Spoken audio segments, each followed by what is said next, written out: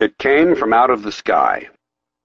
I find it discouraging and a bit depressing when I notice the unequal treatment afforded by the media to UFO believers on the one hand, and on the other, to those who believe in an invisible supreme being who inhabits the sky, especially as the latter belief applies to the whole Jesus Messiah Son of God fable.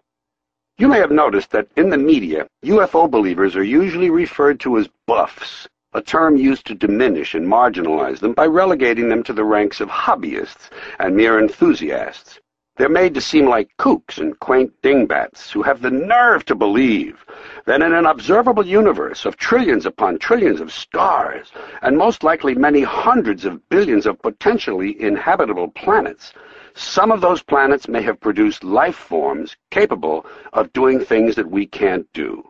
What nerve!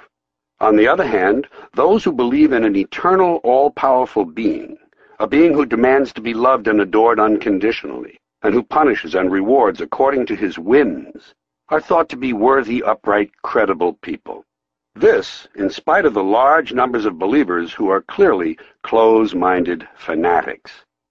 To my way of thinking, there is every bit as much evidence for the existence of UFOs as there is for the existence of God, probably far more. At least in the case of UFOs, there have been countless taped and filmed and, by the way, unexplained sightings from all over the world, along with documented radar evidence seen by experienced military and civilian radar operators. This does not even begin to include the widespread testimony of not only highly trained, experienced military and civilian pilots who are selected for their jobs in part for their above-average eyesight and mental stability, but also of equally well-trained, experienced law enforcement officers. Such pilots and law enforcement people are known to be serious, sober individuals who would have a lot to lose were they to be associated with anything resembling kooky, outlandish beliefs. Nonetheless, they have taken the risk of revealing their experiences because they are convinced they have seen something objectively real that they consider important. All of these accounts are ignored by the media.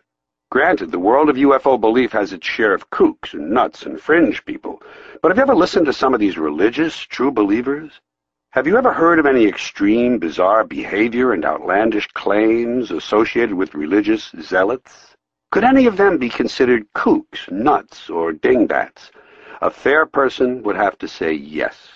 But the marginal people in these two groups don't matter in this argument. What matters is the prejudice and superstition built into the media coverage of the two sets of beliefs. One is treated reverently and accepted as received truth.